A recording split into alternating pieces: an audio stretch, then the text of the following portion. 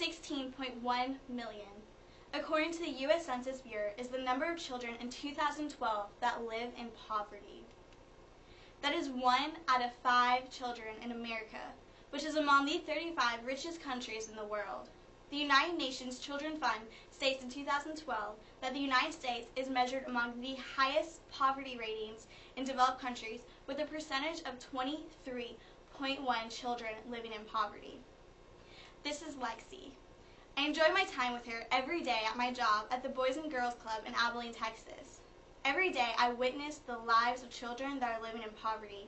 I listen to their stories and their dreams, and I hope for a bright future for them. I hope that one day child poverty in the United States will be addressed, and that one day these children will be able to break the cycle of poverty that generations of their family have been through. In this speech, I will inform you of why poverty exists, 2 types of poverty, and how education can make a positive impact on poverty in the United States. According to a survey that I conducted a few weeks ago, 67% of people that I surveyed believe that most people living in poverty are living in poverty not because they are lazy. So what are the causes of poverty? In Ruby K. Payne's 2005 book, A Framework for Understanding Poverty, she states that poverty is caused by 4 interrelated factors: parental employment, status in earnings, family structure, and parental education. Today I'm going to specifically talk about the factor of parental education and how it influences a child's outcome. In the National Center for Children in Poverty in 2011, it was shown that higher levels of parents' education decreases the likelihood that a child will live in low-income or a poor family.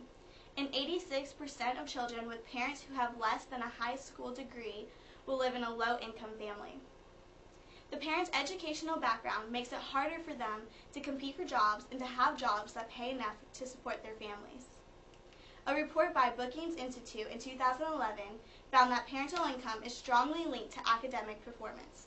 The study also found that additional $10,000 in annual parental income throughout early childhood gave kids the equivalent of slightly more than 1 extra month of learning.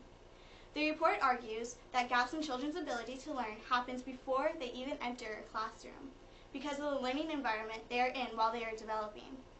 In a 2007 study by the National Center for Children in Poverty, it was shown that before entering kindergarten, the average cognitive scores of preschool-aged children in the highest socioeconomic group are 60% above the average scores of children in the lowest socioeconomic group. It was also found that at age 4 years old, children who live below the poverty line are 18 months below what is normal for their age group. By the time children from middle-income families with well-educated parents are in 3rd grade, they know about 12,000 words. 3rd grade children from low-income families with undereducated parents have vocabularies of about 4,000. In conclusion, it is proven that children coming from parents with low educational background do not get the fundamental learning that happens before school starts. Therefore, they start off behind and have a harder time in school. Next, I'm going to talk about 2 types of poverty, situational and generational. In Ruby K. Payne's 2005 book called A Framework for Understanding Poverty, she discusses the major differences between situational and generational poverty. Generational poverty is defined as having been in poverty for at least 2 generations, while situational poverty is defined as a lack of resources due to a particular event, for example, a death or a divorce.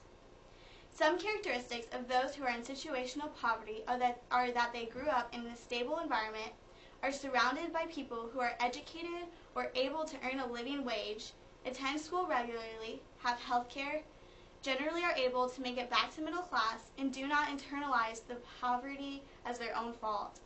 Characteristics for generational poverty are that their family has never owned land. They never knew anyone who benefited from an education. They never knew anyone who moved up or was respected in a job. They are highly mobile, and their family has high illiteracy. According to a 2009 analysis by Columbia University's National Center for Children in Poverty, 45% of people who spend at least half of their childhood in poverty are still living in poverty at the age of 35. This analysis shows that the longer a child lives in poverty conditions, the longer and harder it is for them to get out of the situation. Generational poverty is the most difficult form of poverty for children to escape because it has been in their families' lives for years. Situational poverty is a brief period, usually from about 1 to 5 years, that the family is experiencing poverty before being able to bounce back to their previous lifestyle. Lastly, I'm going to discuss how education can have a positive impact on reducing poverty in the United States.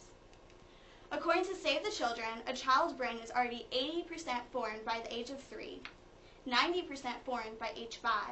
But children in poverty are less likely to attend preschool and often live in households where early learning activities are few. By age 4, children from low-income families are up to 18 months behind their peers developmentally. What can we do as a country to not let this happen? I believe the best way to ensure that a child will have the chance to grow intellectually and get out of poverty is by ensuring that they will receive early school start programs, such as the ones done by Save the Children and Head Start programs. Children in poverty need to be granted opportunities that they would not receive at home.